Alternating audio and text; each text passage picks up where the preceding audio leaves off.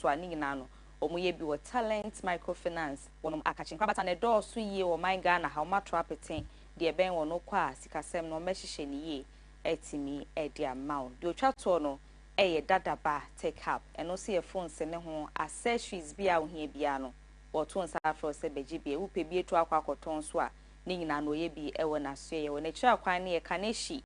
Drew Kaneshi no ahwehwe baby amrante ni gina mo pai takwa station e hyen no dada ba take up o gina ho a wo bo adwuma dendenden a enya asem keto akra wo kɔ ho a eye phones ne ho anka de bia no be ma obi ama bia na koyie etimi edi ama o nyume koi ene na no pe o mo bo machi do ma me de nsem ahodo no aba be so mo nsem ne do so de edi mu akotene bi eni ene enka ne Chief Justice ma me Gertrude Araba Esaba Tokunu sene ne yapam ne firi ni dibre ho no wo se da bi wonte ase itu atabri asem na kwa kopie mu e wo high court a wo kire se mpanyifo nhwe no mo nka asem ni bi emfa emma no ye be konsem foforo mu e wa amanio esem mu no ra ose ya wedutwum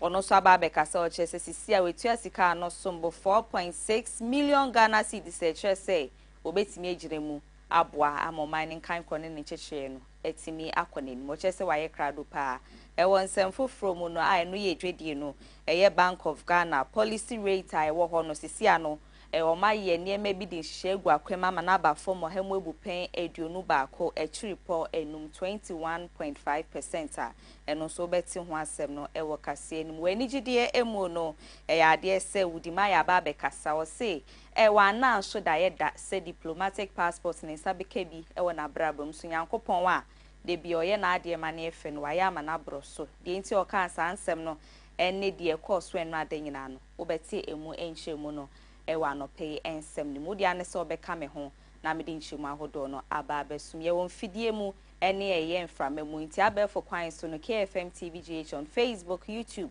kan ye ho he na yentimi ensum yi na yensum osompa edin no eye Afia Fosuah Oduahoma Sresrebidi frame me Afia ye basisia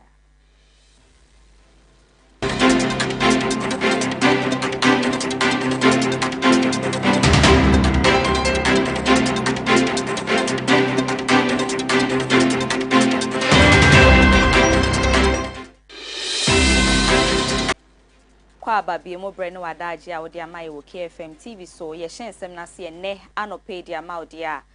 yenko eye ma me Gertrude na kache na enche bia na adihie binom de adesrede kodan Ghana mampani His Excellency John Dramani Mahama no mo ya adihie miensa ano mo chese ma mi ye be yanka ne dibre no yenji mfemfri ni nsem na bro mo de sa petition ne kodan Ghana mampani no onso tenase dia ho abobo ye mu hwehwemu ne ho nkro no ba amewi ase no twe ma mini dibre no esensen ye na no mu no santi abedwekuo se nkebe ya sansem no mo santenase no mo hwehwemu ye sanse enya sa weni ba ko fo trim ti kroso nkwa agina wo nyina nkeka mbom niema ahodo ama mini di fo wo ho no no metimi eyi ne to ase akonwa e wo ho wo mo de ose yoyo e ma September bo so me ne da ne di kan no mo e de san hwehwemu ahodo ma ye report no e kodan Ghana mampanye no mu ano gina so a wopamo ma me Gertrude Araba Esaba Tokunu e di free ni di bre no ho e na dua me no kase no wonye Chief Justice biem e wo man Ghana ha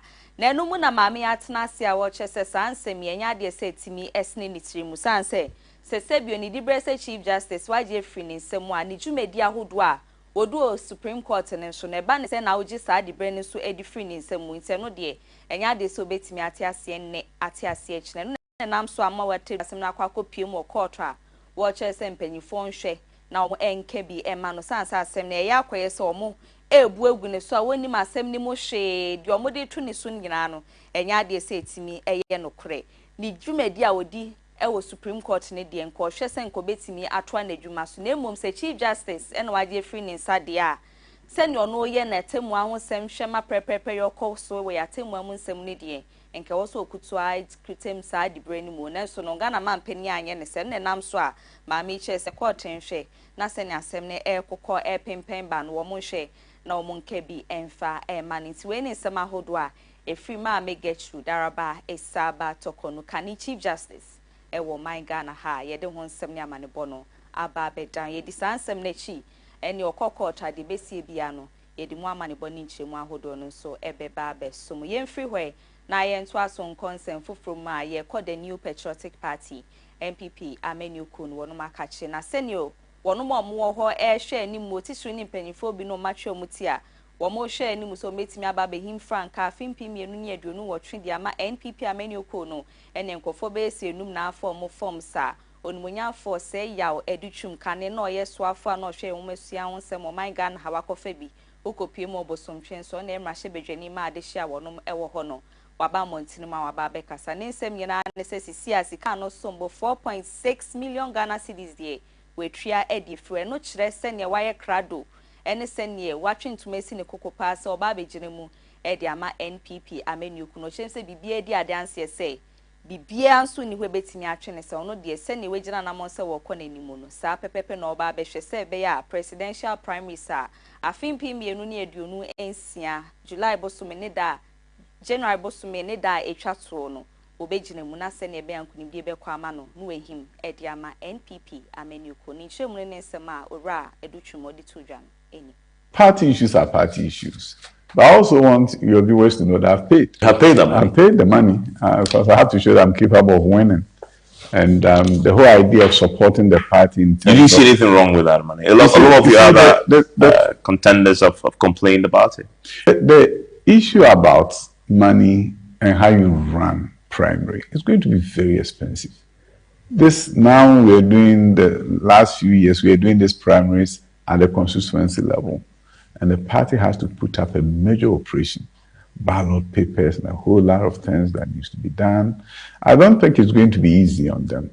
I don't know the budget, so I can't say that it's justifiable or not justifiable. But I also believe that there was a certain element of cost and they wanted us to contribute. Because we are no longer in power, maybe we may not get people to But isn't that why you pay the filing fee? Mm-hmm. And then you also paid your nomination fee. That was what it was supposed to do. Sometimes ago, about 17 people will file. So if they pay 600,000, it's good enough money, right? There's just 5 of us. so I think paying the 600,000 probably may not, wouldn't have done the trick for the party executive. Yegusu agina eye owura oseya oditwum ne nkomotwetwe ekoso ni no sanso di tudwa o chem se bra na odi ni dwumedie ne ne hihye ya ahodo e wo man Ghana ha na sabre no no yeso afo hwe ye humesua ho nsem wo man ni mu no ene okopie mu obupeni ne potem ani na free senior high school dwumedie ne hihye ye ehwa na monto na wo tru a wo hwa ma humesua ho nsem ne timi afa ne ntimapa e di efra nanso no Nyankopon amfefia enkohwere ne nkwa ewo saa na montu a wotu ye no emu nanso no Nyankopon ade bia no obi awie mu ema ono ma odono no ode tutu na mo nyina sisi ye ema se ne omo hyen wono ma no makato mani mo tututuo ekọ so obupeni ne potem kopimo police station na eben ho a wo motai ahodo nyina na adwodwo a nya Nyankopon pa enka na de besie no na ani enyan pa nanso no bibia ko ye mene otimi ejina na monso ani na kire se no de ne nkwa ato ho aboa mo man no etimi akonani. Jenny's back from Boko. Bupe, my car was shot at. Literally killed on the line of duty. When I went to the Bupe police station, they said it has never happened before. Nobody has ever shot into a government vehicle because they know you don't carry money. Normally they will attack traders, not somebody in a Land Cruiser. I almost lost my life. No. But all that I knew was that my side of my car, I think, was bullet ridden. I saw these people who had mask on. So we turned a corner, we saw them with their mask on, then they started shooting. My driver was do a zigzag, go this way, come this way to dodge the bullets. It was a very difficult day. And we escaped that. Remember, Chief of Staff being on the phone with me throughout the night to make sure I had arrived safely in Kumasi. When we got to the Bupe police station and we stopped, that is when the tire went flat. They shot into the tire non-stop so that they could stop us there. So I also almost killed in the Ora Joseph Nipe Bukari wono ena akopie mo transport ministry na Fosuah wono eda no na eno ada eya accountability series e course so begina apaso de niam ahodo a woso afre mu so aye wosa bia ye ho no waye ne de wo hwe ni mu se obe ne se ne wo hwe oman no ye transport ministry ne se ne be ko gina no wo de hu kontabu mapa e de koto edwanu mu na o che se sisi ano omo ba be hwe na afi no ye keteke ya kwan ahodo a ye keteke no efa so no ma hwa ye nsiesie mapa e wo ho sese ukopie mo bia ya keteke no efa ne akwan ne bia wo na Ghana fo bi ma koba wonom sesien wo ebe yi omu nyina afri ho na nsiesie mapa etimi akoso ni nyina na beboa amasikasem akoni ni wonom so omu ye adwuma e wo saa so ye ho no ye behwa page omu sikasem num se be ya abrabo mo bon bibia betimi akoiza se nipa ne sika wo ne ho wo yi na komem a adwuma odi ahye ne nsa no so ye eboa e mo man ne kan kro no etimi ejina yi. Ghana Railway Development Authority is currently collaborating with security agencies and Lands Commission to launch a campaign to remove encroachers from the railway right-of-way and perfect titles to railway lands nationwide. This is to enable our contractors to have unimpeded access to land and facilitate early completion of railway projects. 3. Railway labor issues and Ghana Railway Company Limited staff salaries.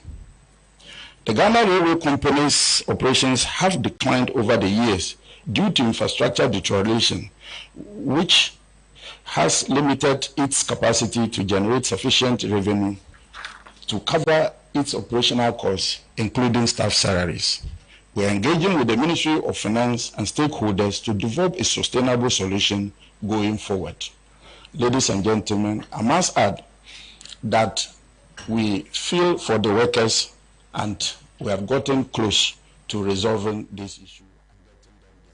Yen free when na yen consent from my kwaso ya omoshe ya kwento ho nsem e wo man Ghana ha meche foreign ministry no monya for some okuje to ablakwa ene da no kopie mo no ton so na emra hye bedwani e matememufu a wonom e wo na no adadwumedie kese bi ko so e wo natena ya ye foreign ministry ho ani nyina no na chese launch bi ye diaspora summit 2025 a ni nyina na eba beboa ma wonom omugide mu wo man foforo mu Ghana di mu boa ema ye ncheche ne nkan kroti mi kɔ n'anim niema ahodo a omodi gu akwan ma hwɛ se be ya nkita hodie na afen so se ne enia nka bombetimi akoso ama botaye titirunti asa nkrofoko ni nyina ya hwɛ anim se bibia betimi akoye no saa dwumedie ne hyehyɛ no ɛkɔ no mu enumunyanfo samo kujeto abla kwaje na apaso de nsem bebre na atu dwan hyehyɛ ne niema ahodo mo hwɛ anim so betimi aye ema saa so ye ho ne so etimi akɔnenim. Today is a day where we send a very clear message to those who tried to divide us that they did not succeed.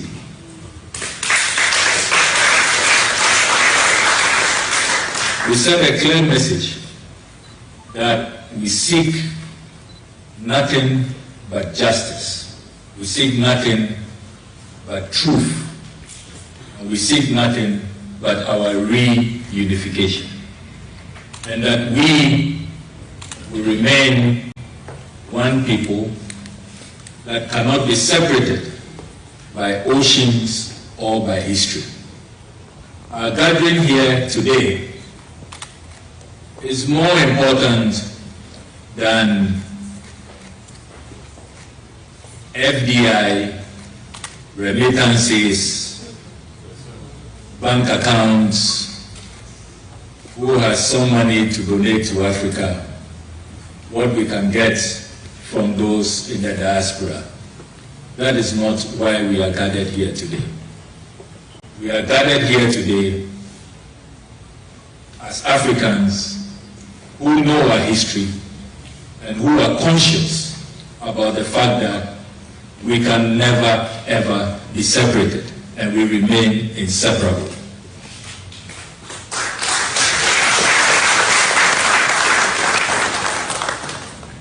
And that is why we at the Ministry of Foreign Affairs cherish the Diaspora Bureau that has long existed since this foreign service was established in 1956. And that is why we work closely with the Diaspora Office at the Office of the President. We consider the work we do with the Bureau as integral to the success of this ministry. Our brothers and sisters in the diaspora represent the 6th region of the continent, and as has been said, the 17th region of our republic. We cannot be whole, we cannot be complete if we do not fully recognize their existence, and if we do not make sure that they take their rightful place in all we do as a ministry and as a government. It is also important to emphasize that the Diaspora Summit we seek to organize this year on the 19th and 20th of December 2025 will not only be homecoming and an opportunity to socialize, but it will be a golden opportunity to continue the struggle towards justice. And that struggle towards justice relates to the vexed issue of reparations.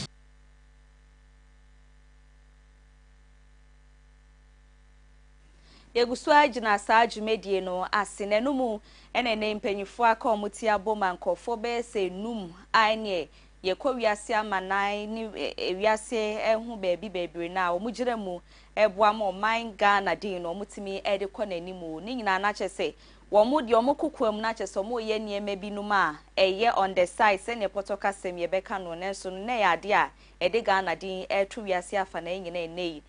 hu behia ye so omobo wono maba so ene nam so ama aso ye hwe yakwantu ho nsem wo man Ghana ha wo dwumedie na sia no ewo emo sa nkrofo numi diplomatic passport na chese sa passport wu benya na chese oyo obi a wo nanim pa onema hodo a wo ye no etimi kọ nanim ene etimi atutu kwan kọ bebi bebre a ewo wiase afa na nyina na mudwumedie ahodo a wudi aboate aseman Ghana manetimi akọ nanim ne nkrofo binum enum a yebo wonum die no eye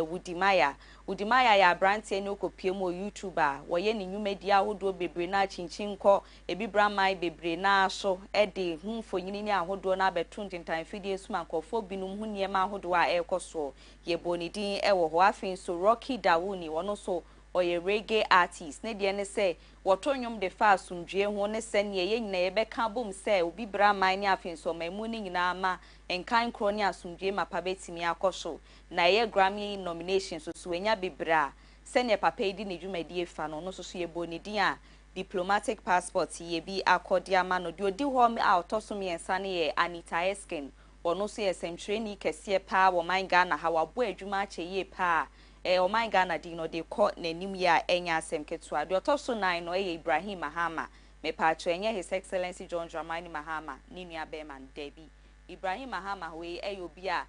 ba no painting ne drawing ne ho nkro no ba wodi mu tintin mapa etifini ne mantem honum e no sha obo adwuma ode Ghana din kọ nanim do twa to okra no denta amwaten wono so ka nkofo numi a diplomatic passport akọ ede amana sankrofo numi omba abeboa ama bibia na etimi akọ na Ghana din so etimi atretre se ne omuguso omoye na ene mpanyifo hu omodem ba omode sa abasobodie etimi diamo under NLCD 155, which is the Passports and Travel Certificates Decree of 1967.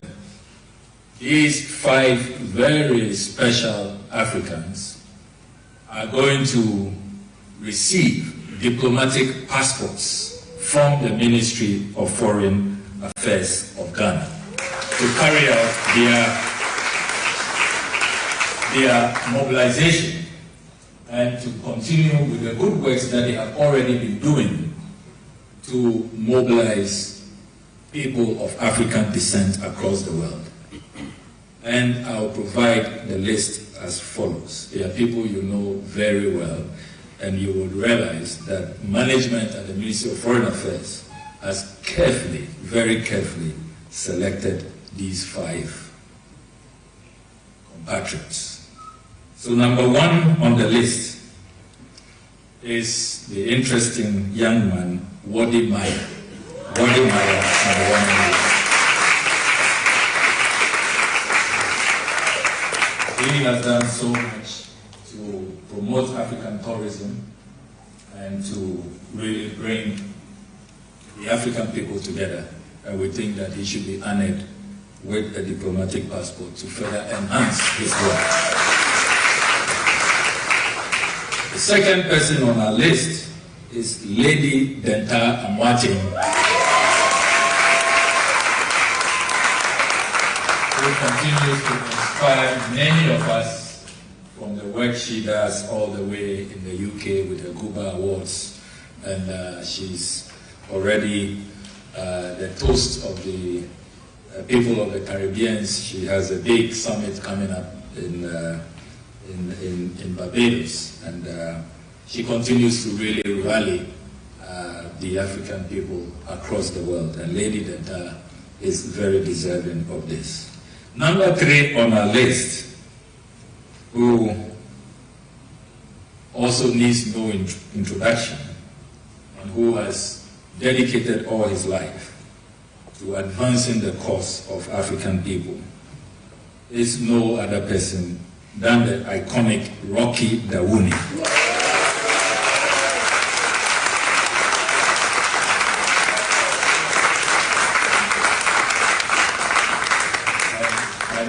Ministry will receive some special blessings from Jah Rastafari for this decision. Number 4 on the list, another dynamic lady who needs no introduction, the evergreen, ever creative, and ever inspiring Anita Escape.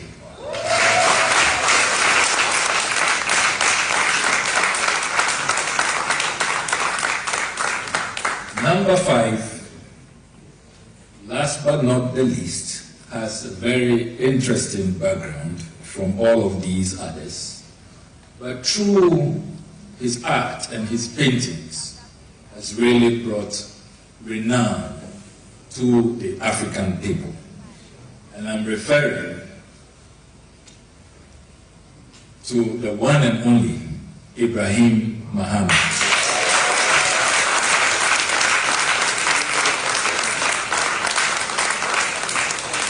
And for the avoidance of doubt, I am not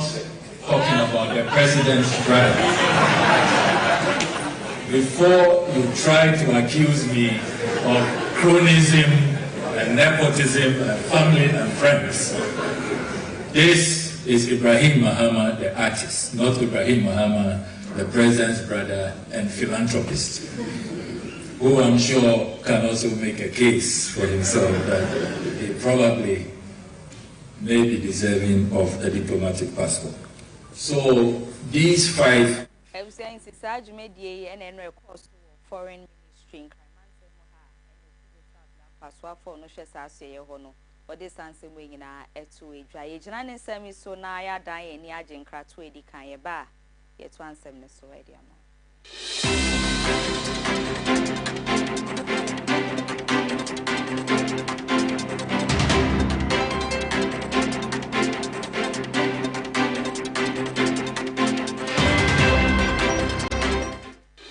Looking for the perfect door to welcome you home?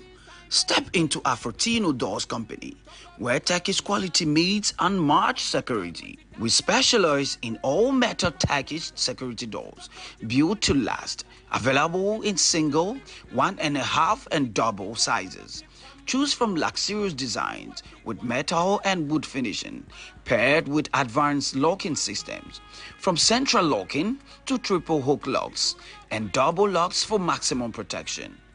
We also offer Chinese security doors in single, 1.5 and double sizes, delivering quality at the right price. For timeless elegance, explore our solid local wooden doors, crafted from Afromosia, Mansonia, Redwood, and more.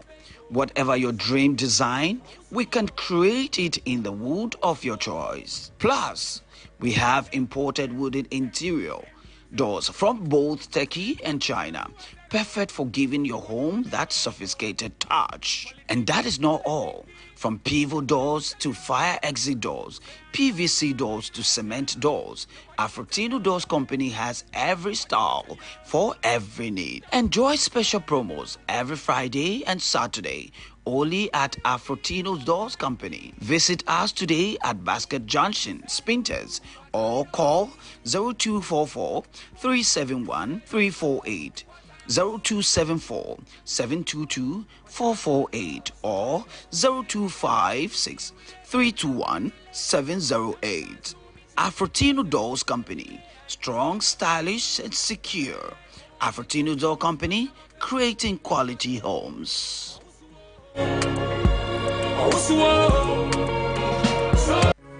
Yo, I'm for and I am Makwaba at the bar, a KFM musical shopper. Yetosu no ufri eye kumase ma kom dadam ho no sane ede ba adum no saabre no udu eye Sambra Junction Sambra Hotel kwanta no so pe na shop no ene Sambra Hotel ene di nhwa animu udi free Sambra Hotel a wo sane ede ko nanka na ene Hagan ho no ane oho ana KFM musical shop yetosu mienu ya bie no foforo na de e kan ne se emfidie papa etimiche de wode ya sorry de wode goro agoro ahodo tuma de bia wode obehia eye mfidie mekira musical instrument bia no eye KFM ento wo se Ghana muntie Asanteman muntie eye KFM musical shop ana sabre ya bie no foforo mo no chan ewo Prempeh the 2nd Street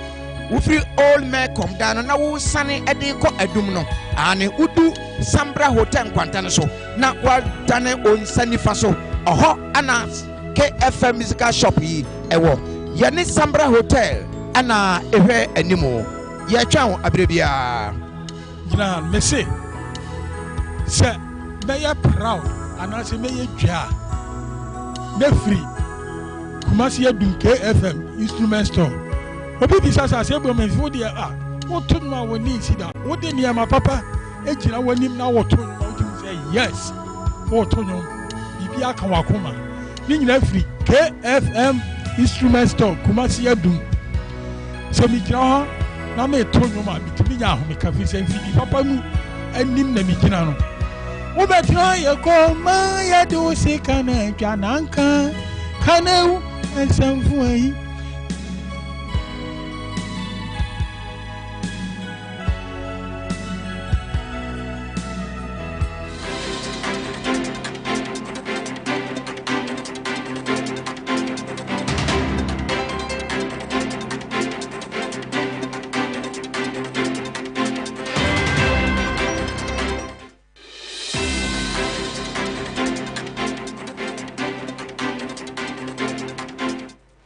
Yenda semu akwa BM Fambra KFM TV non so pe mu kasi anope wo KFM TV esu yeda si ye pass fidie no egusu ada he ya ntintan fidie ne wo so live KFM TV GH on Facebook and YouTube oto ayo wo ha de ekoso TV ne so no sa pepepe ena ekoso wo enfra memu ye to ansem ne so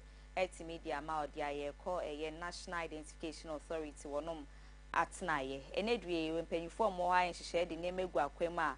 na no mo chem se sisia no wo mo ne senate adwuma ye ko no na afi so GIPC ko ne ba be kambu ma ne nyina no wo mo ba be boa ma Ghana card e bi mu hia de aye o mo da adwumadi ni o ma na mo ntrom no o matimi amom bi ama bibia na koyi etimi di amom empo no wo no mo ye foreigners a wo mo ni o man Ghana ha san hihye ni dwumadi ni be boa ama san krofo ko ne nyina no Ghana card o mo se ka e de di wo mo dwumadi no wo mo nsa etimi aka mu nhye mo ne nto aso no eni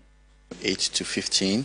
Now, another add-on with that is that now, if you want to register, you've not done your registration, and you can sit at the comfort of your home and register and go and do the biometric at any of our premium centers. We are currently the online services, the premium centers that we are doing is Greater Accra, Ashanti, Northern, Eastern, and Volta. If you go to any of them, you can sit online, you can sit at the comfort of your home, go to register.nia.gov.gh, you fill the form online, you do your interview online, you do payment online, you book appointment online, a QR code is generated for you, so you just walk into the center that you've selected,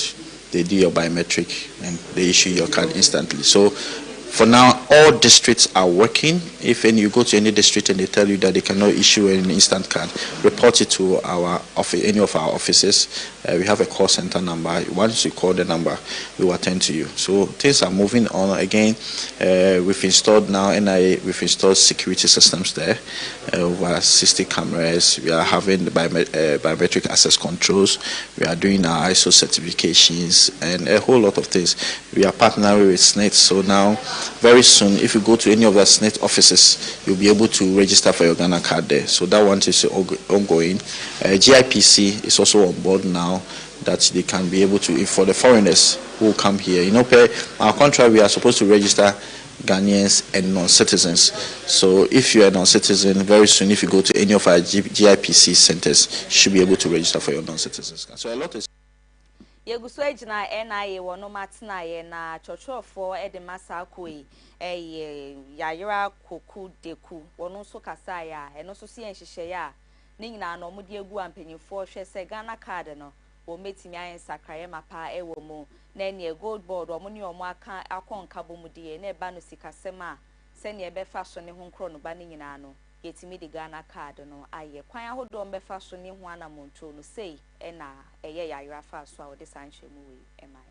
Another revenue option, one major one we are looking at is the e-wallet. You know, the Ghana card has 3 profiles on it: the e-ID, the e-passport, and the e-wallet. The e-passport has already been activated. The next one we want to do is the e-wallet. Now, once we activate the e-wallet, what it means is that you can put money on your Ghana card and use it to do transaction, that is to pay for anything that you do. And we are hoping that that one will generate a huge sums of money for us, and charges from transactions and everything. If you have to even take, the other banks are taking huge sums of money, but since this one is coming, we are hoping to lower it down so that everybody. In fact, we received proposal from banks that wants to come and house it, but what we want to do is we want to build a uniform platform so that once we build it, all these banks can all come on board and do it. So that's one good revenue model that we are looking at. We are also looking at the data statistics. You know, we've heard that Gold Board and others want to do tokenization. So we are also looking at that ones where we can assist, come in on to help them. So they adopt the Ghana card as the means of the transaction with their tokenization. Exactly.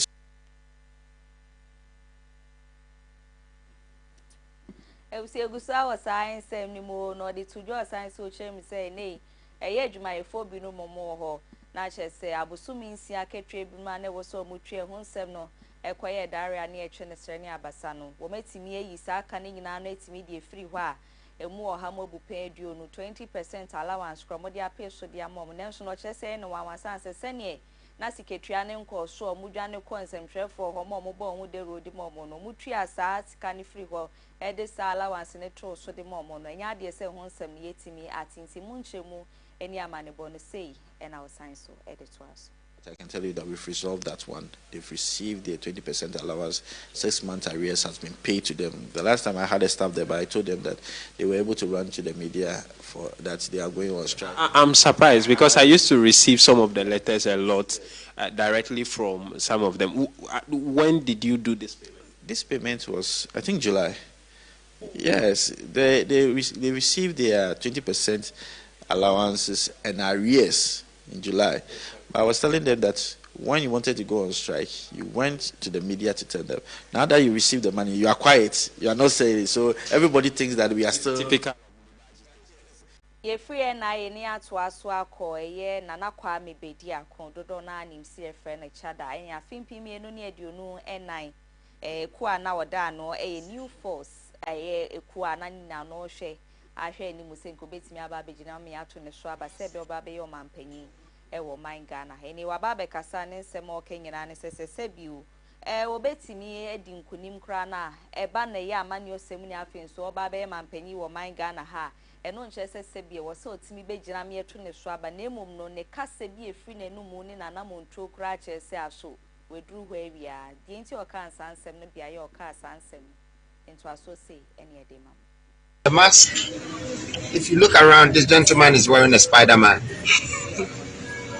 This is Ghana, the mask man. You never know what God asked me to do next. But I believe that we need great leadership in the country. We need the sort of leadership that will resonate with young people, with old people, with sick people, with rich people, with the people of the country. And we need to set the right example, if not for Ghana, for Africa. Because Africans are suffering and they are looking for the kind of financial governance, economic governance, developmental governance. And we need to make sure that we pass these natural exams. This you acquire from the University of Life.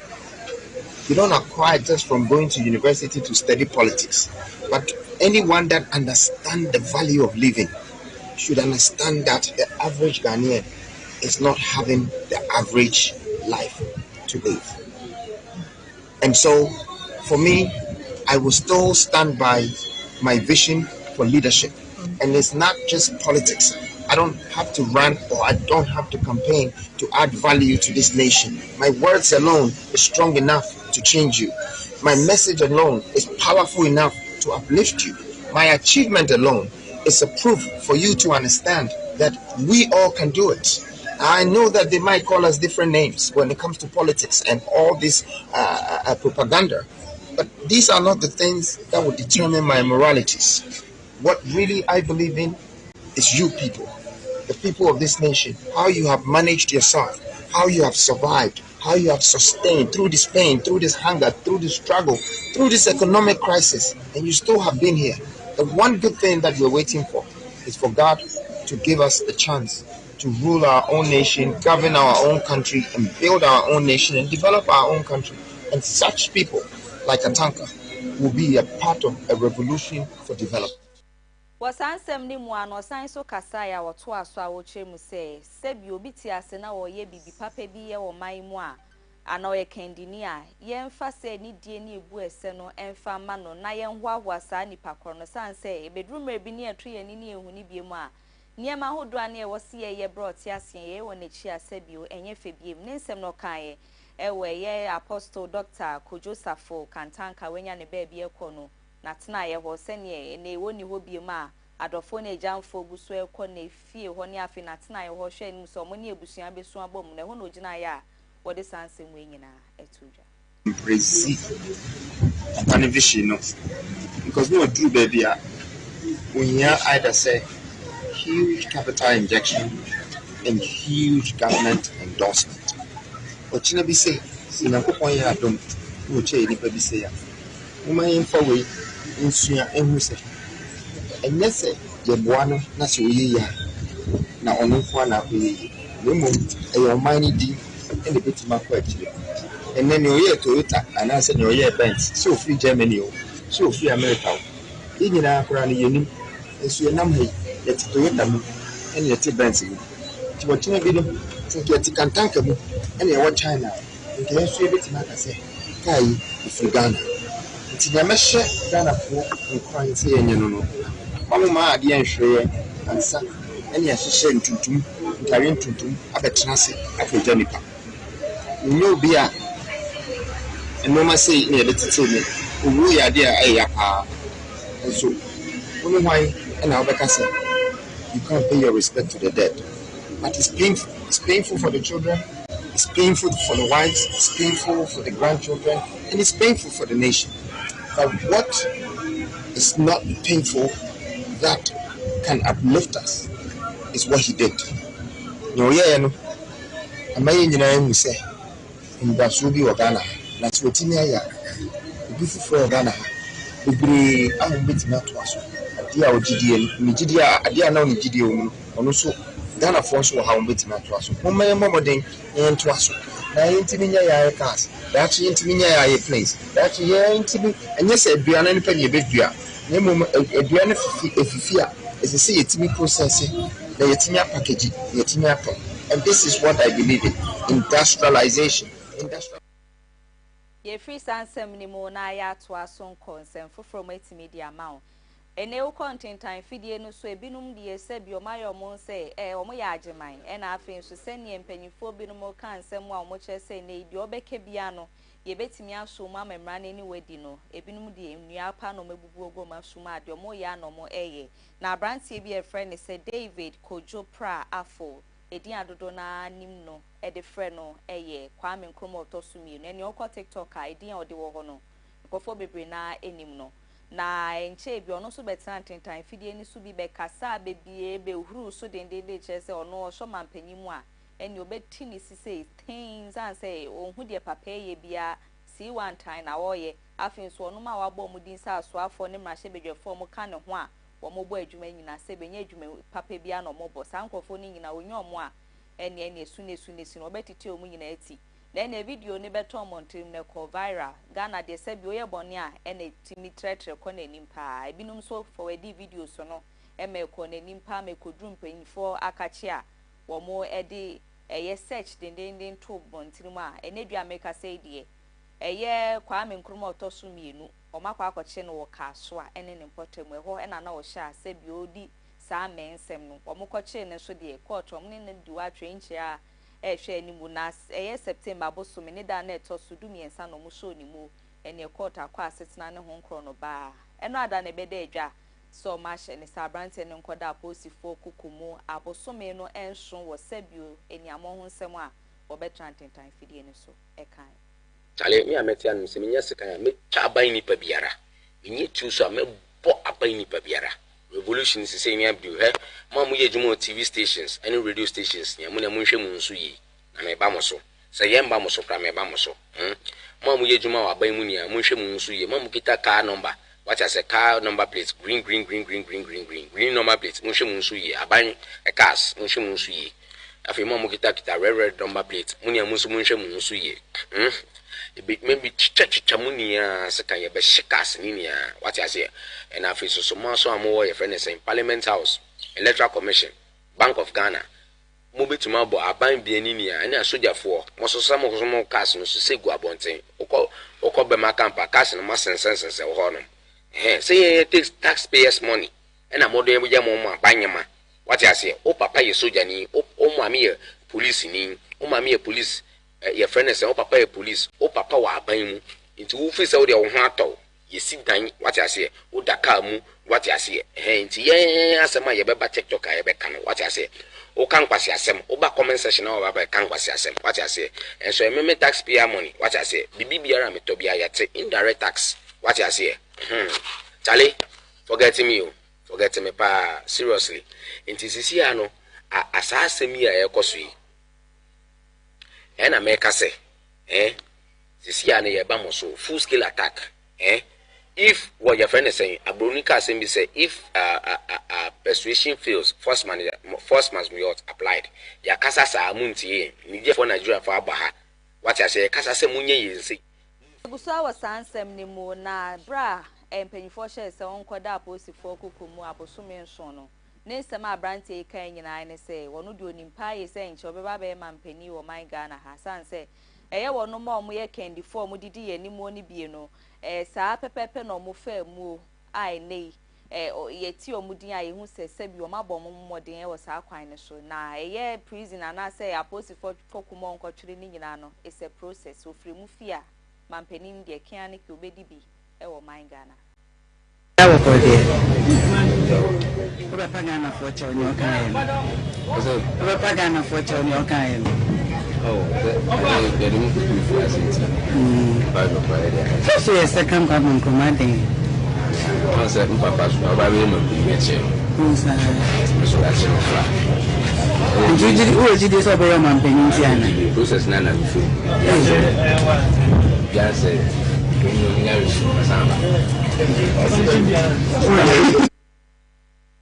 ebusian se no ho asem no ye free ho na yakọ aso ye hwe afisem eso nmunya for Muntaka Mohammed eda no a okopie mu aso asenso ye mahye bedwani wo ho ene wo de nkrata bi aba Montana enkrata ni mu no wo kire se ye dwade ye da ye ni mu ya September bosome ne de toso eduonu emienu no ya ade se public holiday omode ato ho de ma adwumayefo nyina se sabre no wo Montana fienji o ma home no munya adwemu pa ene afenso ahode ma pa ade be che no ombetra so edi akoma adwuma so a akoye de se na efata na ade hye be kaye nche bia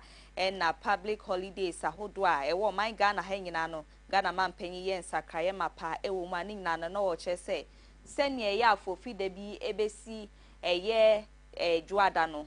kwasi ada na yeyi de be juada na afenso no nti se afofi da ahodo na ye juada ni fiada enti ne nyina ye nsakraye mapa His Excellency John Dramani Mahama ye nei koso aboa ma bibia no etimi akọ nanimu enti nka Founders Day a ye ba bedi ne juada no nanka September 21st a ye kwasi ada nenso no ye nye saa afofida no weekends bia na se kwasi ada biemu no ye de aba ne juada so nti ejuada anka 22nd na ke wosi ekoye dwuma so no ya ye nsakraye mapa eno ba be ya afofida na ye public holiday Ediamo bibia wo man Ghana ha enti nkrata ni mu no we ni nsema hodo ewo ma efri aso ye hwe efisem so munyamfo Muntaka Mohammed ne sashase a wo mode aba beto montini mu yenjina sansemi so na yendan ye ni ye ba ye to aso akọ eye dwedie emu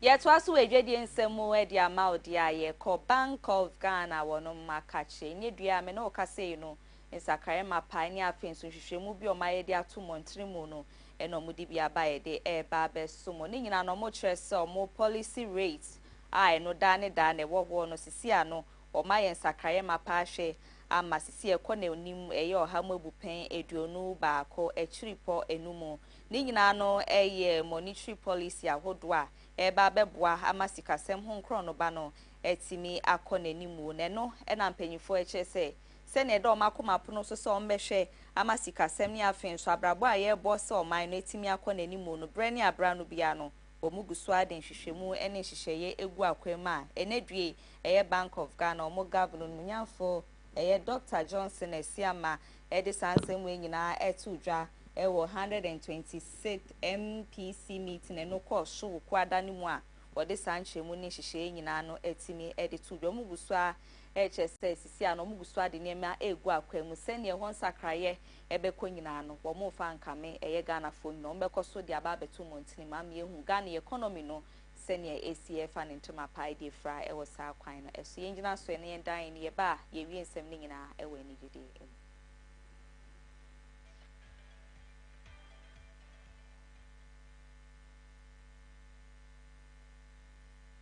Yet was near you in some way, Nijidi Mudia Maudia, Udimaya, I bano a year, near Maudra, a trade good go Aberfontain time, feeding stitch in YouTube or Dimutinti Mapano, diplomatics, passports and radar, to make any Shaymun, a course war, foreign ministry and in Sakabi, no Aba Montana Babecasa, or Chesen Yanko Afi Fiamano, Waya Duma Manepa, so no dear. A dear be whom one dying Gian Susuda, say nay, on no sway kita passport, say. A man who quite managed to quine. A quine won't be no to so no diplomatic passport no, a big deal pa. Save your demand penny for more man your same, we are man your same, a shame or mining can quote me con and Korea Sia Fanabi now could you mujumano, and I said to me a cabin so say, Yankopon, Abuane pa, and a die of sumo cradie, one fan can hold that. Say, ne obedu some pen so. Ekita passport a etimi ekọ nanimu eba beboa ma nitu media hodo a wo ye ne sene ode Ghana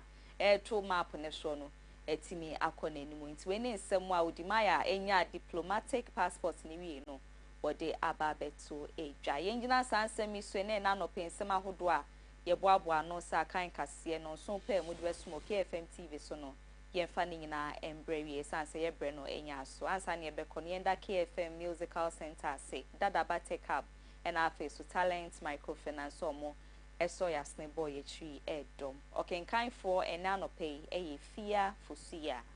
Oduahoma Sresrebidi frame me Afia madase ama omo ɛne hwɛ ne tie.